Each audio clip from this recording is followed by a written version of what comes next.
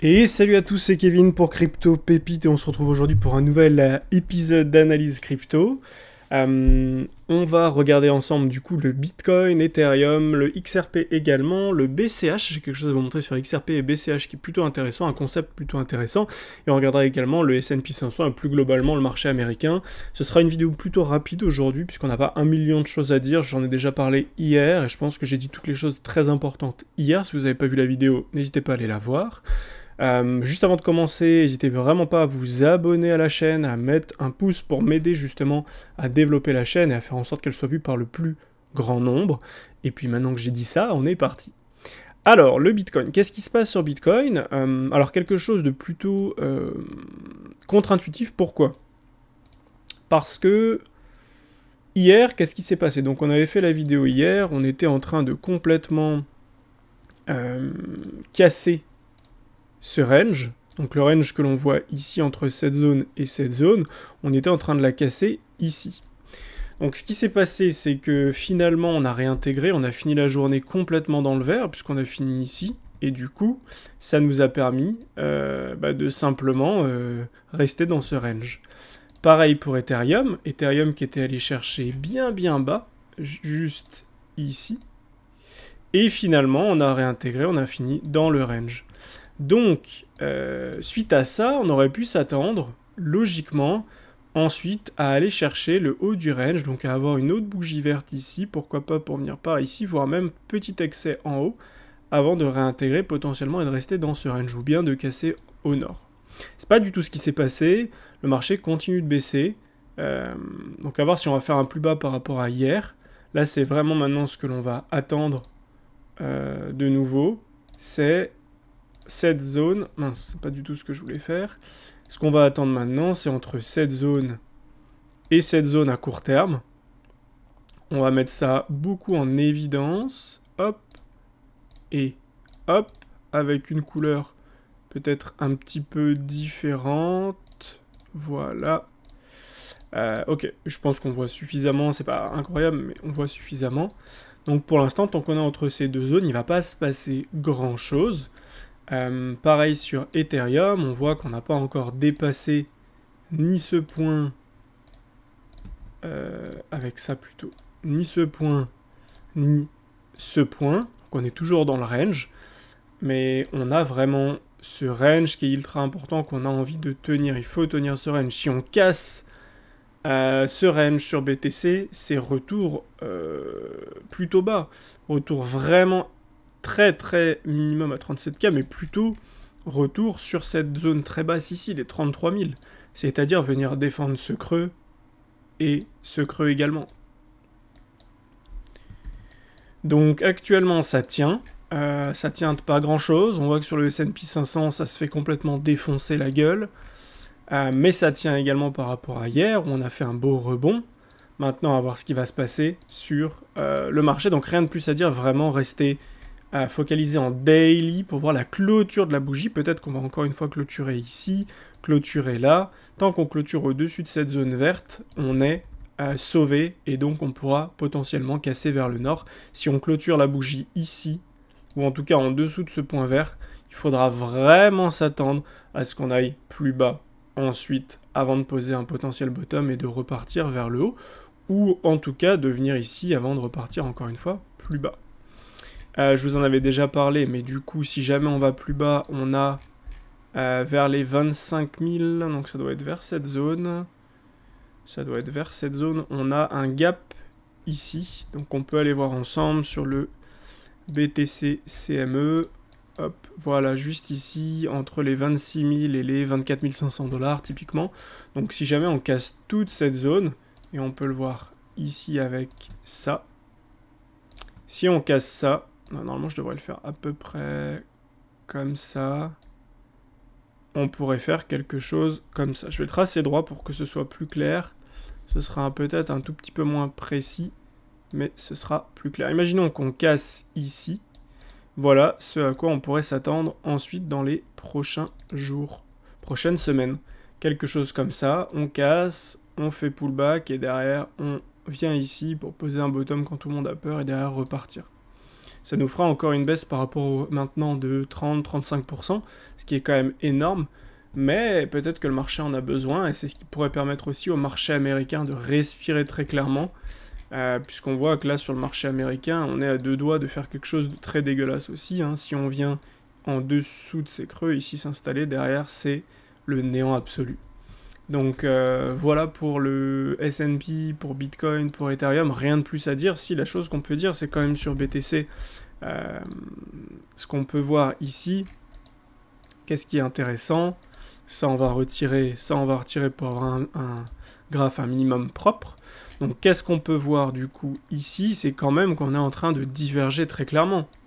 On est en train de diverger en daily, c'est-à-dire qu'ici, on fait des points de plus en plus bas, et pour autant sur la MACD, on fait des points de plus en plus haut.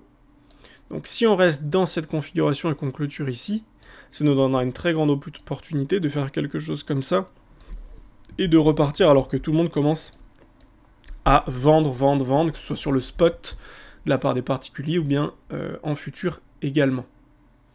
Maintenant, à court terme, effectivement, il y a quand même pas mal de personnes qui foutent du levier, c'est aussi pour ça que forcément, quand les gens mettent du levier, on a besoin d'aller les chasser, les liquider, leur faire peur, pour qu'ils arrêtent de foutre du levier et que les longs se ferment.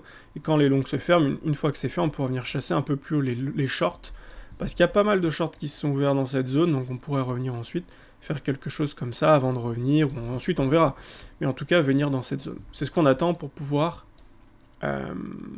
potentiellement prendre du profit quelque part. Voilà pour le Bitcoin Ethereum. J'avais quelque chose à vous montrer sur XRP et le BCH.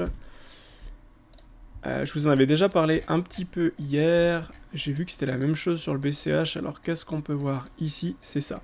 C'est-à-dire qu'en fait, vous pouvez toujours tracer des trendlines. Par exemple, vous pouvez tracer une trendline. On va enlever celle-ci pour qu'on fasse le travail ensemble. Donc en fait, vous allez prendre vous allez prendre ça en daily. Et vous allez essayer de tirer des trendlines. C'est un exercice que je vous conseille fortement. Ça peut vraiment beaucoup vous aider. Donc vous pouvez poser ça ici, par exemple. Vous pouvez mettre ça ici. Et là, par exemple, c'est quelque chose qu'on peut voir ici. On est tapé ici, on a tapé là. Ici, on s'en est rapproché tout juste, on l'a pas cassé, pas cassé. Donc en fait, tout ici, vous auriez pu prendre des ordres là, là, avec un stop juste en dessous, en fait. Prendre un ordre par là, prendre un stop juste en dessous, ça vous fait à peine 3-4% de baisse. Vous pouvez même prendre un levier, et ensuite voir ce qui se passe. Et le jour où ici, on casse, donc là ici on voit qu'on a eu une bougie un petit peu particulière, ce sera pas le cas sur toutes les altes, mais si imaginons on avait fait ça, ici ça tient, ici on a une grosse cassure franche, là on sait qu'on peut vendre, et on repart ensuite vers le bas. Et au final, vous pouvez voir, vous avez acheté, imaginons par là, vous avez vendu vers ces niveaux, donc au final, ça vous fait quand même 100% de hausse, et vous êtes complètement safe. C'est-à-dire que là, vous avez acheté par ici, si on va un peu plus bas, vous perdez 3-4% de votre capital, enfin de votre position, si on monte, vous prenez des profits, ça continue de descendre ici. Si jamais on se rapproche de ça, vous rachetez, et si on est en dessous, vous revendez, mais si on reste ici, hop, on rachète, ici on peut racheter, ça tombe un tout petit peu en dessous, on revend, et ensuite on attend. Et qu'est-ce qu'on attend ensuite? C'est des nouvelles confirmations. Donc voilà pour cette ligne. On pouvait faire la même chose ici, avec par exemple ça. Donc là, il faut réussir à les poser, c'est toujours un peu embêtant avec les aimants. Mais en fait, c'est la même chose ici. Vous pourriez faire ça par exemple ici, là, et surtout, à plus court terme, on peut voir qu'on peut tracer ça, ici. Comment je l'ai tracé? Ok. Ah! C'est très chiant. Ok. Je vais zoomer du coup. Voilà. Je sais pas si je peux mettre ça ici. Peut-être là, non. Plutôt ici. Et donc là ou là. Et on peut voir ça. Et ça, typiquement, vous pouvez tracer des trendlines ici, donc vous mettre des ordres. Ici, on a l'ordre le plus logique. Pourquoi? Parce qu'on n'a aucun trait qui va venir casser cette trendline. Et donc ici, vous pouvez prendre un ordre là, vous pouvez prendre un ordre ici. En plus, là, on est dans la zone de rechargement de longue. Donc c'est une bonne zone où on peut acheter, avec un stop encore une fois juste en dessous, c'est quelque chose d'hyper intéressant. Et potentiellement derrière, oui, vous pouvez perdre votre ordre, donc vous mettez ça, vous achetez par ici, vous mettez un stop juste en dessous, pareil ici un stop en dessous. Si par contre on monte, vous pouvez rapidement prendre des profits. Ici vous pouvez 10, 15, 20% de hausse, 22% de hausse, avec un petit levier, ça va très très vite, faites vite x2, x3 sur vos positions, voire plus. Donc vraiment hyper intéressant, et c'est la même chose sur XRP. Je crois que ça, je vous en avais parlé hier, mais quand on voit ça, c'est assez exceptionnel, quoi. Là, vous avez une touchette ici, donc qu'est-ce qu'on fait? Quand on a autre chose, c'est-à-dire que là, par exemple, on aurait pu tracer une trendline entre ce point et, par exemple, ce point. Voilà, par exemple là. Ici, voir, ok, est-ce que ça casse ou pas, ça casse pas, ça casse pas. Le jour où ça casse, je revends. Pullback ici, ça me confirme qu'on va faire une sorte de AB égale CD. Là, paf, paf, paf. On revient ici, on est rejeté à nouveau. Et en fait, on a une sorte de trendline qui faisait support ici, support là, qui fait résistance maintenant. Le jour où on s'en affranchit, derrière, on peut faire... C'est pareil, en fait. Le jour où on s'en affranchit, on fait quelque chose comme ça. Hop, vous pouvez acheter ici, un stop un peu en dessous, et on va faire peut-être quelque chose comme ça. Donc voilà pourquoi c'est intéressant de tracer des trendlines. Maintenant, ce qui est intéressant de faire aussi, c'est de tracer des trendlines et de les coupler avec autre chose. Avec autre chose, comme par exemple, poser quelque chose comme ça. Voilà. En faisant ça, on va pas le laisser en reverse. 0,618, 0,786. Donc ici, c'est une bonne zone d'achat moyen terme.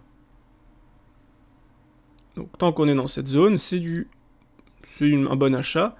Et on a, donc ça on peut le mettre ici en vert.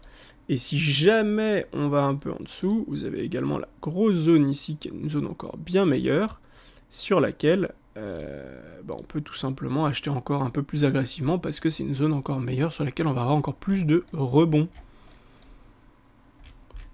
Donc vraiment, quand on fait ça, les deux, hop, tiens, ici, j'ai une trendline qui m'emmène dans les 0,618, 0,786 ici et là.